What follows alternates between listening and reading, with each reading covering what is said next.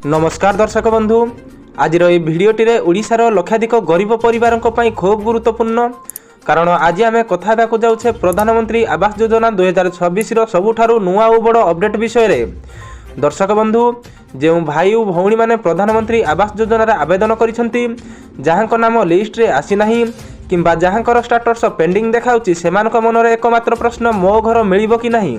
जनवरी 2026 रे कथा कौन है दर्शक बंधु पूर्वर सरकार पक्षर कहुला जनवरी 2026 मसर विशेषकर जनवरी 31 तारिख सुधा प्रधानमंत्री आवास योजना लिस्ट अपडेट आसिबो किंतु दर्शक बंधु जनवरी मास समाप्त है अनेक हिताधिकारी अपेक्षा कले किंतु स्पष्ट अपडेट देखा मिलला नहीं। वे प्रश्न हेउछि कौन अटकी दर्शक बंधु एबे आपणक मनरे प्रश्न आसुथुबो काहेकि डेरी हेउछि केबे लिस्ट आसिबो मो नाम आसिबो कि नहीं।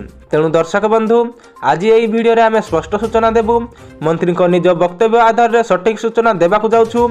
फेब्रुआरी 22 पर कौन अपडेट दर्शक बंधु फेब्रुआरी 22 2026 पर प्रधानमंत्री आवास योजना स्टाटस नहीं अपडेट आसी कि वर्तमान जहाँ सूचना मिली एबे समस्त फाइल रिव्यू और वेरिफिकेशन प्रक्रिया अछि। दर्शक बंधु सबुठु बड़ खबर होउछि मार्च 2026 मासरे प्रधानमंत्री आवास योजना नहीं बड़ निष्पत्ति निया जिवो। यापर ही फास्ट फेज लिस्ट एवं घर मंजूरी प्रक्रिया आगक बढ़िबो। दर्शक बंधु यह संपूर्ण प्रक्रिया को आगक नेबापई केंद्र ग्रामीण उन्नयन और कृषि मंत्री श्री शिवराज सिंह चौहान ओडिशा को आसिबे। से राज्य सरकार आलोचना करिवे एवं प्रधानमंत्री आवास योजना उपर चूड़ांत निष्पत्ति नेबे। तापर ही फास्ट फेज प्रधानमंत्री आवास योजना लिस्ट प्रकाश पाइबो।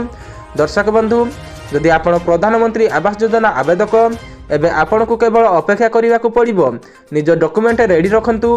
वीडियोटी भलो लागिथिले वीडियोटी को लाइक करंतु, निजर मतामत कमेंट रे लिखंतु एवं चैनल को सब्सक्राइब करंतु कारण एपरि सरकार सठिक खबर आपण प्रथमे पाई परिबे आम चैनल रे। आज पई विदाय नेउछु, देखाबा पुणी गुटे नुआ वीडियो रे। जय जगन्नाथ।